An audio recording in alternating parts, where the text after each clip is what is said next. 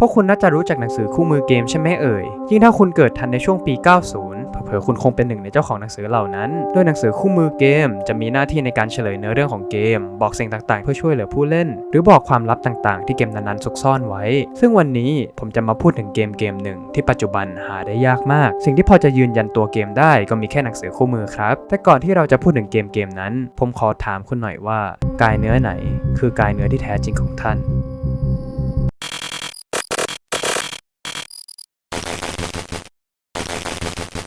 ศพคุกเข่าลงข้างๆบ่อน้ำฉงนไปกับภาพสะท้อนกายเนื้อของมันพร้อมกับสงสัยว่ามันสามารถทำอะไรได้บ้างและจะเกิดอะไรขึ้นถ้ามันทำตามที่ตนนึกไว้ภาพสะท้อนมายาในบ่อนั้นจะยาวนานตราบเท่าที่พระจันทร์จะส่องสว่างนี่คือหน้าแรกที่หนังสือคู่มือของ Vermis เกมแฟนตาซีสยองขวัญสมัย PS1 บอกเราโลกของ Vermis นั้นเต็มไปด้วยความมืดมนเมืองหลวงได้ถูกครอบงำด้วยความวุ่นวายสงครามเกิดขึ้นไม่หยุดหย่อนกองทัพถูกนำโดยคนโง่และคนโกหกซึ่งตัวผู้นำเองก็ถูกล่อลวงอีกทีด้วยความเชื่อสายเลือดเงินทองและอุดมการณ์ของตนพวกเขาเชื่อว่าการสละชีวิตจะสามารถทำให้ศัตรูของตนตายเร็วมากขึ้นเหมือนเช่นเกมทั่วๆไปก่อนที่ตัวคุณจะได้ไปผจญภัยในโลกแห่ง Vermis คุณจะต้องสร้างตัวละครของตัวเองก่อนคุณสามารถเลือกได้ว่าคุณจะเป็นคนดีหรือว่าคนเลวโดยถ้าเลือกเป็นคนดีนั้นคุณคือสิ่งที่หายากในดินแดนที่มืดมนแห่งนี้คุณเปรียบเสมือนแสงสว่างที่ไม่ว่าจะไปอยู่ที่ไหนในมุมโลกก็จะสว่างไสวนำทางให้กับผู้หลงทางทั้งหลายแต่ถ้าคุณจะเล่นเป็นคนเลวแล้วก็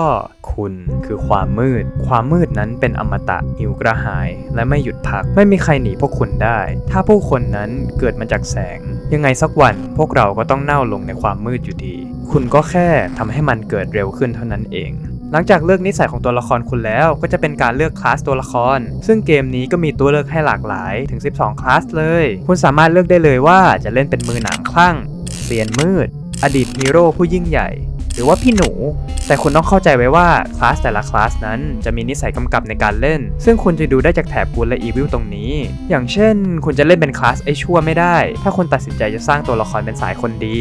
ข้อความต่างๆที่ไม่ว่าจะเป็นคำอธิบายระบบเกมหรือว่าข้อมูลของคลาสแต่ละคลาสจะบอกเล่าโลกของ Vermis ออกมาให้เรารู้ทั้งนั้นอย่างคลาสผู้ตามหาทารกในคำอธิบายได้บอกว่านางคือแม่ผู้ตามหาลูกของตนซึ่งถูกแม่มดลักพาตัวไปแต่ที่ผมสนใจเป็นพิเศษคือข้อความถัดมานั่นคือในดินแดนแห่งนี้เหล่าเด็กๆมักหายตัวไปอัตราการเกิดนั้นจึงต่ำมากและเหล่าแม่มดมักฝักใฝ่ตามหาอาหารอันโอชะของพวกนางจากข้อมูลที่เราได้มาจากข้อความสั้นๆแล้วก็ประติดประต่อโลกของ Vermis ได้บางส่วนแล้วนะครับนั่นก็คือโลกนี้กำลังประสบปัญหาประชากรคลาดแคลนต่อมาแม่มดกินเนื้อมนุษย์เป็นอาหารและชื่นชอบเนื้อของเด็กๆเป็นพิเศษและสุดท้ายคือระบบความปลอดภัยต้องแย่มากแน่ๆถึงขั้นที่แม่ของเด็กเลือกที่จะออกมาตามหาลูกของตัวเองแทนที่จะไปขอความช่วยเหลือจากรัฐบาลหรือฝ่ายปกครองนอกจากข้อมูลที่ได้ผ่านทางคำอธิบายในเกมแล้วคำอธิบายไอเทมต่างๆในเกมก็เล่าถึงเนื้อเรื่องต่างๆเช่นกันการสร้างเนื้อเรื่องให้ผู้เล่นมาปฏิปต่อกันเองแบบนี้และเป็นแรงบันดาลใจให้เกมในยุคปัจจุบันอย่าง Dark Souls Bloodborne และ Elden Ring เลยก็ว่าได้ในขณะเดียวกันตัวงานอาร์ตของเกมก็ดูมีดีเทลจัดพร้อมยังได้ฟีลกลิ่นเหม็นสาบตามมาคล้ายเกม Elder Scrolls Daggerfall หรือว่าเกม Diablo เลยทีเดียว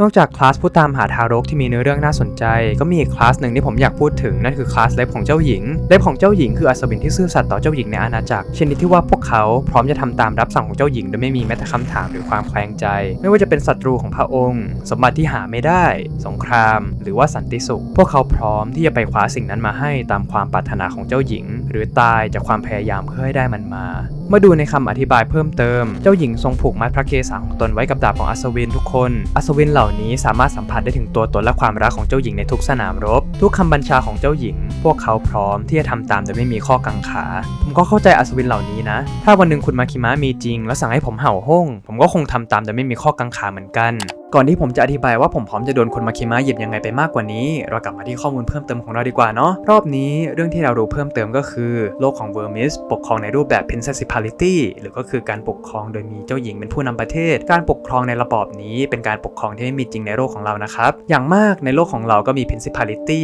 หรือก็คือระบบการปกครองโดยมีเจ้าชายเป็นผู้นำประเทศที่พอคุ้นกันบ้างก็ประเทศ Liechtenstein ซึ่งมีเจ้าชายเอลอยส์เป็นผู้นำประเทศในขณะนี้ต่อมาเจ้าหญิงนี่ถ้าท่านไม่ได้เป็นผู้นำที่เป็นที่น่าเคารพแล้วก็ท่านก็ต้องเป็นจอมเวทที่แข็งแกร่งมากเลยล่ะเพราะเพียงปลายมัดพระเกศาของพระองค์ ก็สามารถทำให้เหล่าอัศวินพร้อมที่จะทำตามทุกอย่างที่ท่านออกพระบัญชาได้เลยและสุดท้ายเลยคือเป้าหมายอะไรคือสิ่งที่เจ้าหญิงได้ออกพระบัญชาให้เราออกไปทำถ้าเราไปดูคลาสอื่นเนี่ยแต่ละคนจะมีเป้าหมายที่แตกต่างกันไปเลยนะครับแต่พวกเล็บมีเป้าหมายที่เป็นปลายเปิดมากที่สุดหลังผ่านการเลือกตัวละครและคลาสแล้วนั้นสิ่งต่อมาก็คือการออกไปผจญภัยในโลกแห่งเวอร์มิสโดยตัวละครของเรานั้นจะตื่นขึ้นมาในกระท่อมเล็กๆกระท่อมหนึ่งณสุดขอบชานเมืองตรงจุดนี้เป็นสถานที่ที่พวกคนรู้จักกันในชื่อสุสานสีเขียวหรืออีกชื่อคือสวนของคนตายที่แห่งนี้มีอันตรายอยู่มากมายซึ่งส่วนใหญ่จะเป็นพวกโครงกระดูกของผู้คนในสุสานที่ถูกความมืดครอบงำไม่ว่าจะเป็นกระดูกบ้า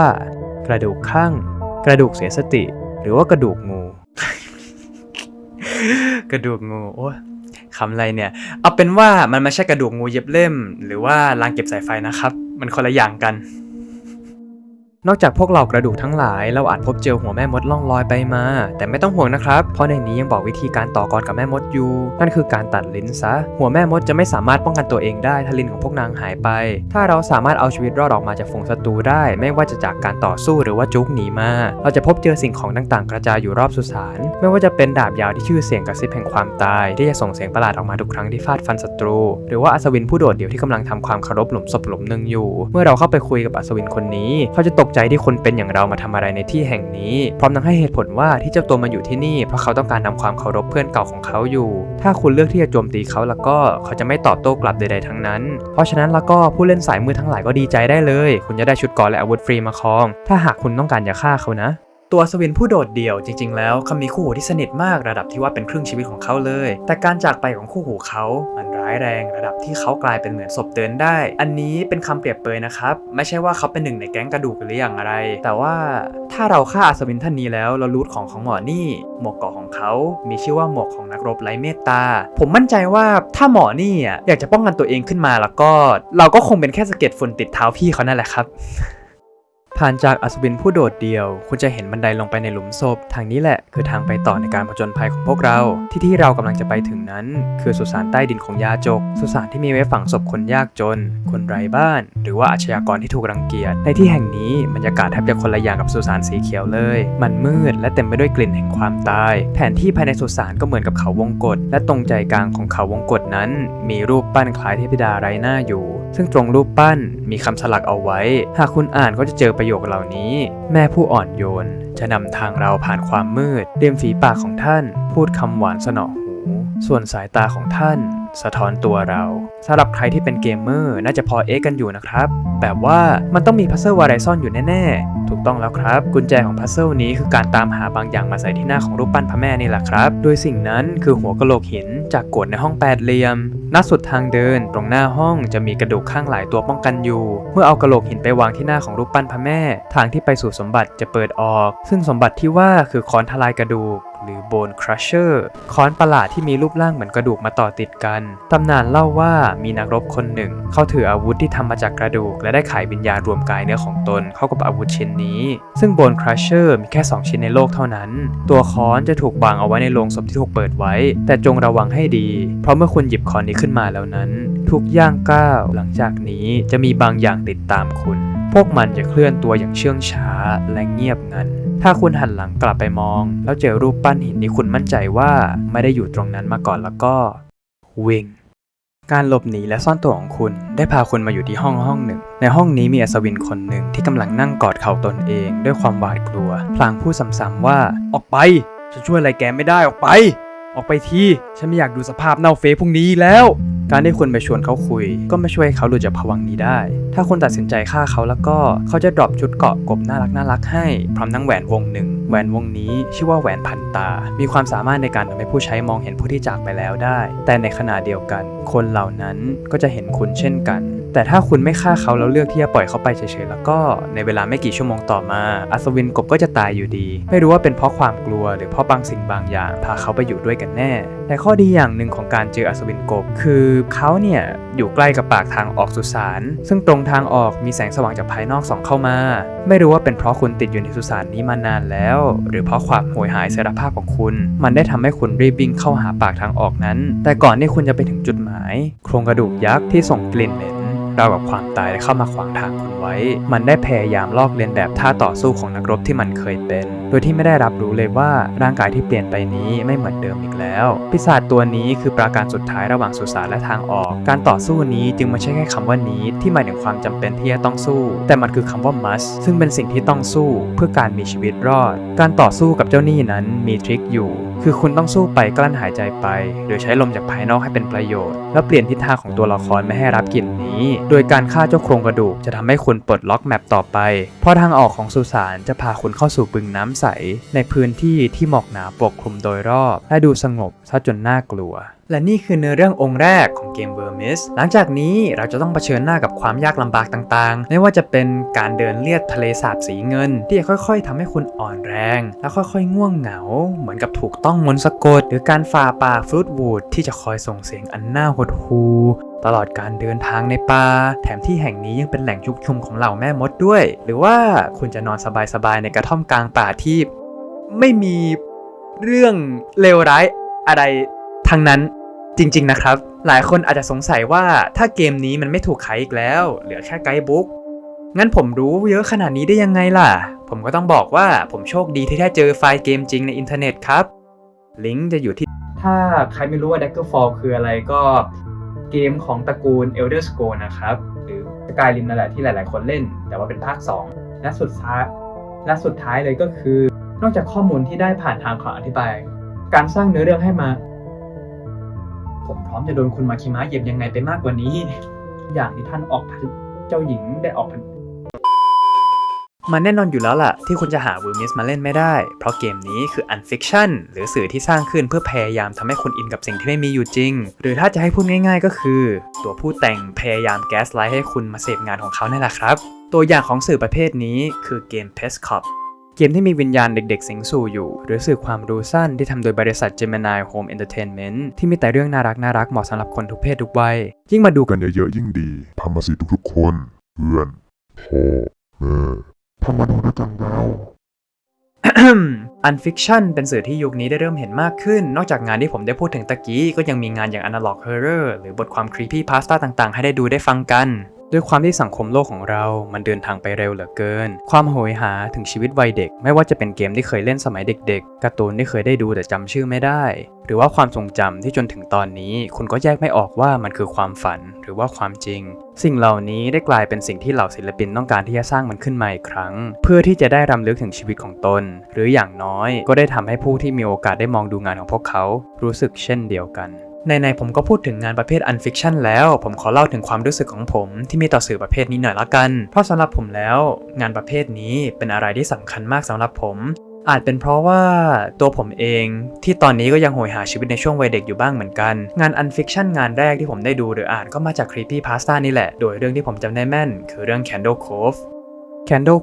จะเล่าถึงกลุ่มชาวเน็ตที่เล่าถึงรายการทีวีทุนต่ำสำหรับเด็กที่พวกเขาเคยดูซึ่งโชว์นั้นก็ชื่อ Candle Cove นั่นแหละครับเหมือนกันเลยโดยเรื่องจะเล่าถึงเจเนสสาวน้อยผู้เป็นเพื่อนกับเหล่าโจรสลัดโดยพวกโจรสลัดเนี่ยคือหุ่นเชิดหลังจากที่รำลึกความหลังกันมาได้สักพักเหล่าชาวเน็ตก็เริ่มเล่าถึงฉากแปลกๆที่เคยฉายไม่ว่าจะเป็นหนึ่งในหุ่นเชิดโจรสลัดชื่อ Skin Taker ที่ตัวหุ่นจะเป็นโครงกระดูกแต่ว่ามันสวมผิวหนังของเด็กๆเป็นเครื่องนุ่งห่มหรือว่าตอนหนึ่งที่ทั้งตอนไม่มีอะไรเลยนอกจากเหล่าหุ่นโจรสลัดที่โดนโยนไปมาพร้อมกรีดร้องอย่างโหยหวนและเจเนสที่ร้องไห้ตลอดทั้งตอนโดยเรื่องจบลงที่ตัวคนโพสต์หัวกระทู้ได้ไปถามแม่ของตนเกี่ยวกับรายการโชว์ว่าแม่จำเรื่อง Candle Cove ได้หรือเปล่าซึ่งแม่เขาก็สงสัยเพราะว่ารายการ Candle Cove น่ะไม่เคยดูเลยแต่จำได้ว่าทุกครั้งที่ลูกบอกว่าจะไปดูรายการนี้ลูกจะไปเปิดทีวีช่องสัญญาณเปล่าแล้วจ้องมันอย่างนั้นจนเวลาผ่านไปนานเลยล่ะ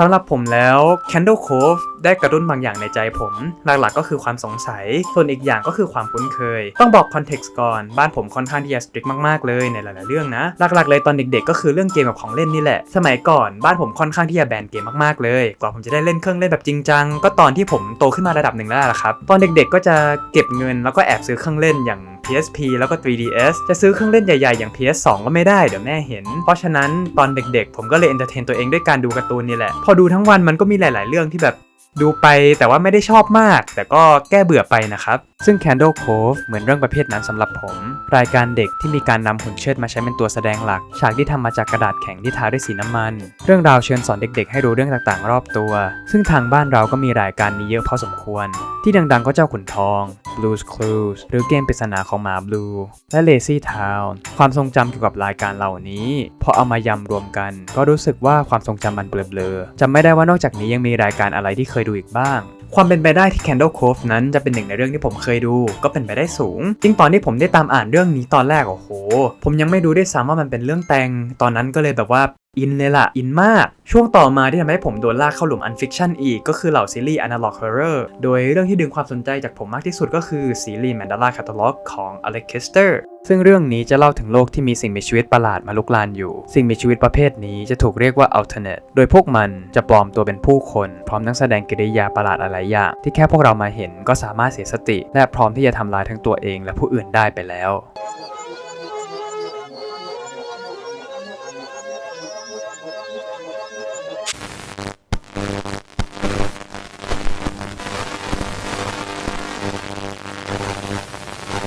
หลังการเปิดโลกแห่ง Analog Horror ผมก็ค่อนข้างที่จะใฝ่หาสื่อแนวนี้มาเสพดู นอกจากซีรีส์ Analog Horror ต่างๆและ Vermis แล้วผมก็ซื้อหนังสือเรื่องนี้ด้วย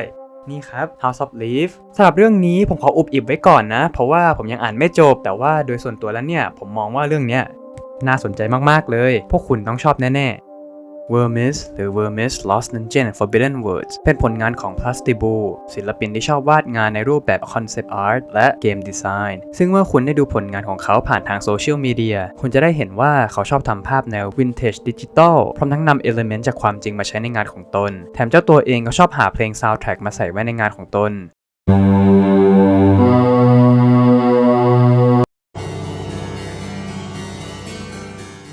อย่างใน Spotify เขาก็ได้สร้างเพลย์ลิสต์ของ Vermis และงานอื่นๆไว้ถ้าพูดตามตรงก็เขาเป็นศิลปินที่ใส่ใจกับโลกที่เขาสร้างมากทุกๆอารมณ์ที่จะสื่อนั้นจะส่งออกมาทางงานวาดอย่างเห็นได้ชัดไม่ว่าจะเป็นความสวยงามความสยองขวัญหรือว่าความสกปรกนอกจากนี้เจ้าตัวก็ชำนาญมากในการเข้าถึงอารมณ์ Nostalgia ซึ่งนอกจาก Vermis แล้วก็ยังมีงานศิลปะอย่าง Home Troubleshooting หรือปกเกม Home นั่นเองสำหรับใครที่อยากย้อนวัยแล้วก็พวกคุณสามารถสั่งซื้อ Vermis Lost Dungeon and Forbidden Words ได้นะครับโดยลิงก์สั่งซื้อจะอยู่ใน description ผมต้องบอกก่อนว่า Vermis เป็นหนังสือที่ผู้แต่ง Plastibu จะจัดส่งเป็นรอบๆอย่างเล่มที่ผมซื้อมาคือรอบที่5ถ้า Vermis พิมพ์ครั้งล่าสุดหมดสต็อกไปแล้วก็คุณสามารถตามการเคลื่อนไหวได้ทาง IG ของศิลปินเลยครับผมจะให้ช่องทางไว้ทาง description เช่นกันหรือคุณจะตามจากทางสำนักพิมพ์เองก็ได้นะครับที่คุณต้องทำคือการลงอีเมลทิ้งไว้ให้เขาตรง sign up to Hollow Press newsletter นอกจากนี้ Vermis เล่ม 2 ได้วางขายแล้วถ้าคุณติดใจกับเล่ม 1แล้วก็ซื้อเล่ม 2 เลยก็ได้นะถ้าสั่งทัน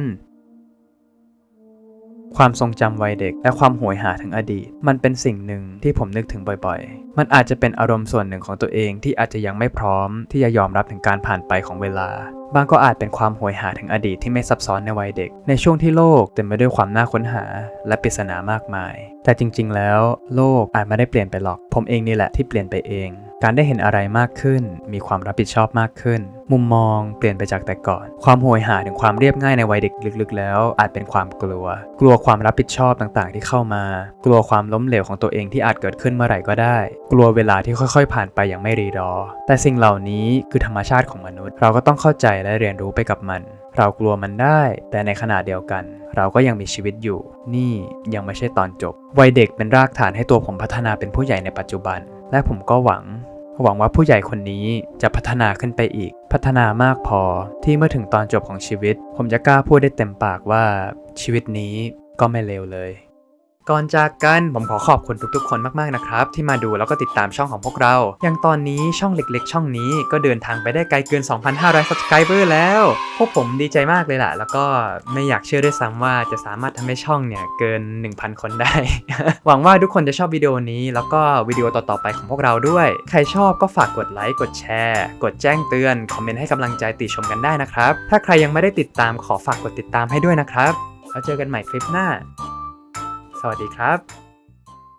ถ้าใครไม่รู้ว่า Daggerfall คืออะไรก็เกมของตระกูล Elder Scrolls นะครับหรือ Skyrim นั่นแหละที่หลายๆคนเล่นแต่ว่าเป็นภาค 2และสุดท้ายเลยก็คือนอกจากข้อมูลที่ได้ผ่านทางของอธิบายการสร้างเนื้อเรื่องให้มา